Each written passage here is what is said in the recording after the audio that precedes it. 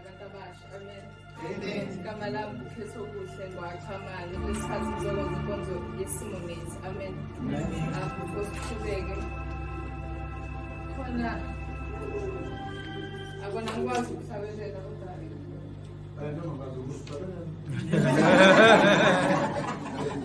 akwazi ngiphiwangi kodwa khona ngibusisa kodwa inkazimulo yakhe igcwele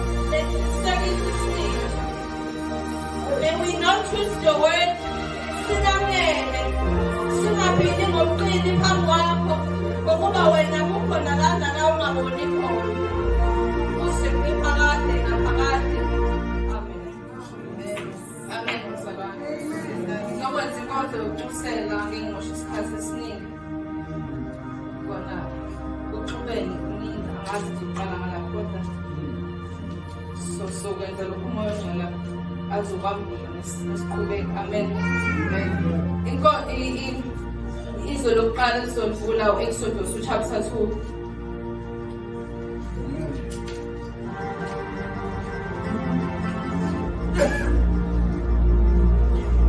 Iyangibusisa le ndaba mina ngabe ngiyifunda. Ikhuluma ngoMose ukuzalwa kwakhe. Amen. Kuthi mangiyifunda kuvela into eningi esokhuluma ngazo, sofunda nga-1 size siqede. Amen. Sogcina kuverse 15. Ngizoyifundela futhi ngengilokhu isizodwa lokho engimisa ngiqhubekisa. Amen. Ngizofunda uchapter 2 verse 1, siqala verse 1. Amen.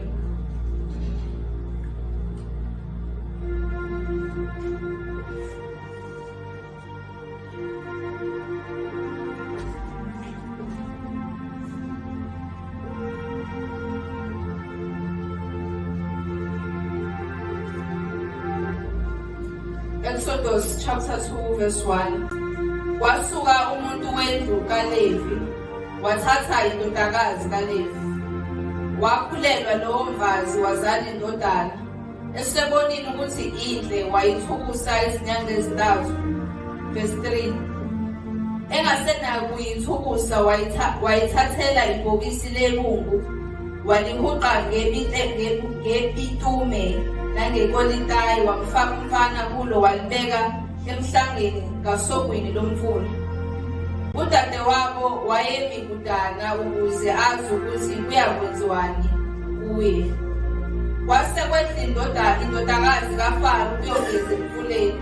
Amantombazane ayo ahamba eceleni komfula, ibona ibhokisi emhlangeni, yathumba intombazane ukulilanda.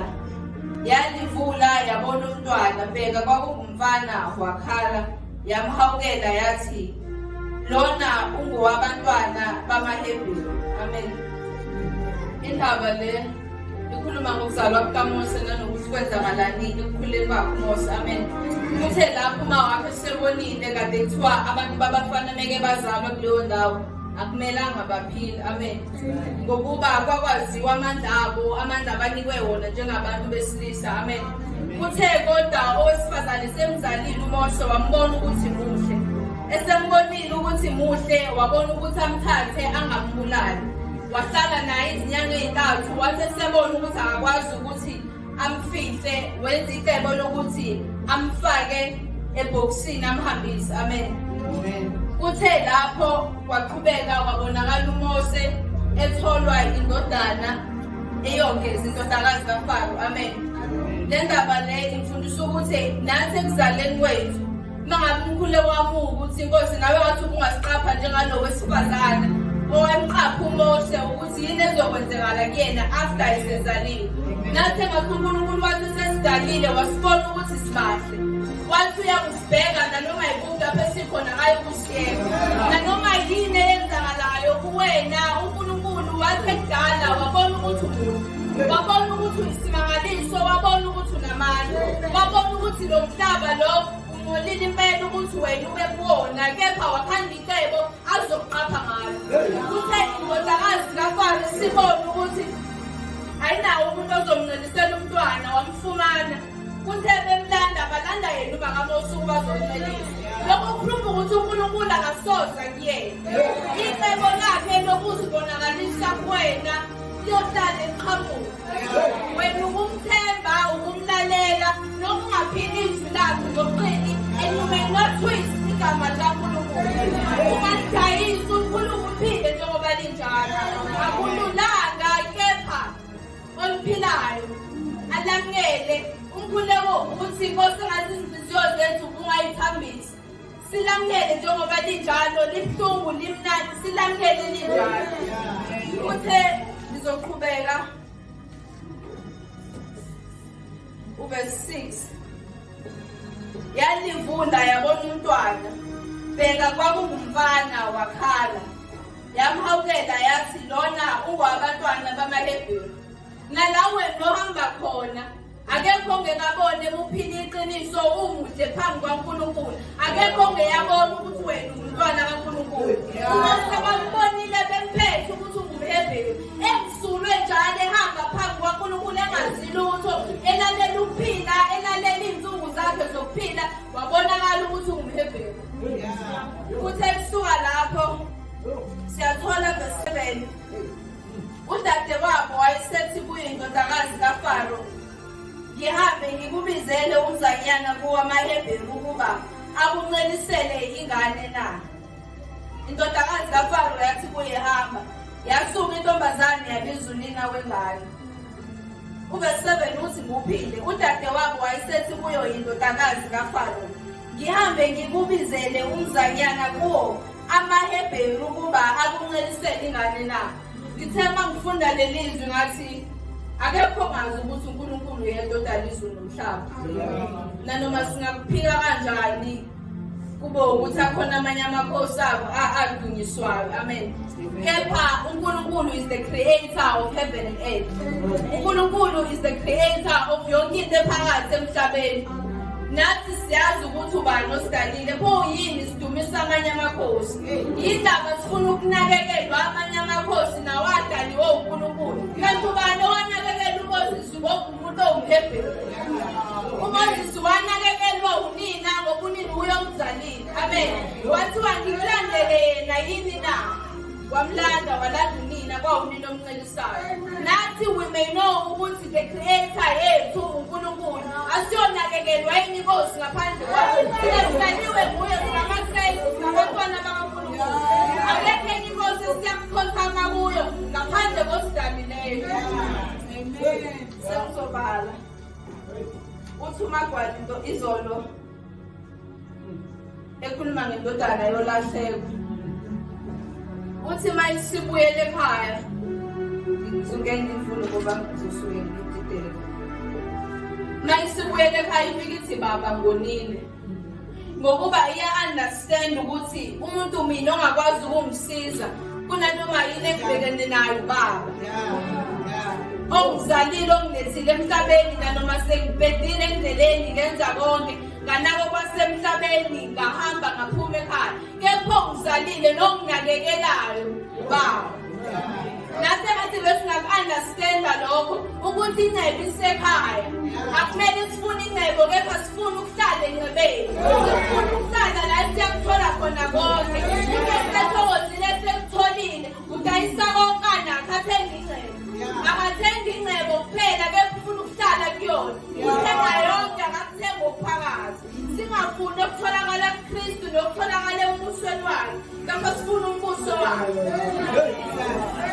ngibusisa lelizwi lithi ngikubizele yini na oza kuncelisa yasuka yabiza yena uMhebheru ngokuba uya-understanda ibonde khona phakathi kwabo uvesi 8 uthi indodakazi yaFaro yathi kuye hamba yasuka intombazane yabiza unina wengane indodakazi kaFaro yathi kuye hamba nalo mntwana ungincelisele yena ngiza kukukhokhela owesifazane wamthatha leyo mntwana wamcelisa verse 10 umfana wakhula wayiswa kuyo indodakazi kaFaro yaba indodana yayo yaqamba igama lokuthi uMose lithi ngokuba ngamkhiphe emanzini amen na uMose bamuphi igama abamuphi nje igama uthi mamumdletshe siyakwaziwa ngamagama ethu ngokuba impilo sesiyiphila uMose bamuphi igama ngenxa yala avela khona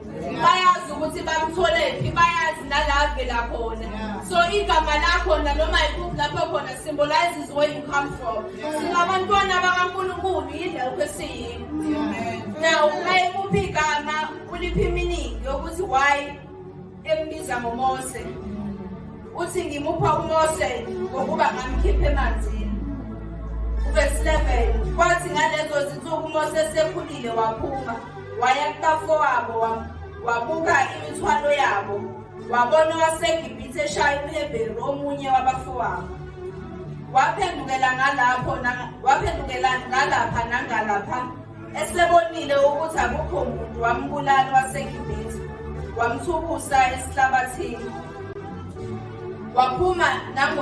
waphuma nangosuku olulandelayo bheka nangu amadoda amabili omHebheru exabana wathi kowonileyo umshayelane wakini na wathi yena ngubani okumise induna nomahluleli phezu kwethu ufuna ukungibulala mina njengalokho umbulelo waseGibhithe na uMose wayesethi imela le ndaba iyazeka amen nawo bengithi kuningi uNkulunkulu lelizwi lenu ngambulela uMose sephume sekhula njengathi mesikhula singabantwana siqala sisindisiwe siphila now uMose mayiphume ebona umfowabo uMhebheru elwa nowaseGibhithe amen yena akwenzayo okuhle usiza umfowabo amen kepha uyabheka abheke nangala abona ukuthi akekho ombonayo amen ambulala amfake emhlabathini amen ngoba yena wenza lokho akubona kukuhle phambi kwamehlo akhe ukuthi asize loyo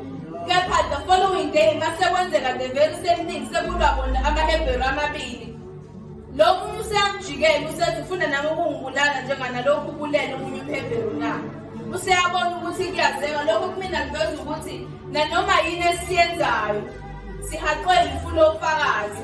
Kepha kuyingozi mawungabe usuzojike lo wakini. Ubaba uMthombeni mayikhulume ngesonto edlule ukhuluma ngokusizana kwabazalwane. Kungani lo esejike lo owakubo athi nami ufuna ukungibulala na njengana lokhu kwenzile izolo. Kanti lokho bekwenziwa uMose bekungekuhle yini ngoba ubesizo wakubo. uNkulunkulu ngivezela ukuthi ake sisizane njengabazalwane.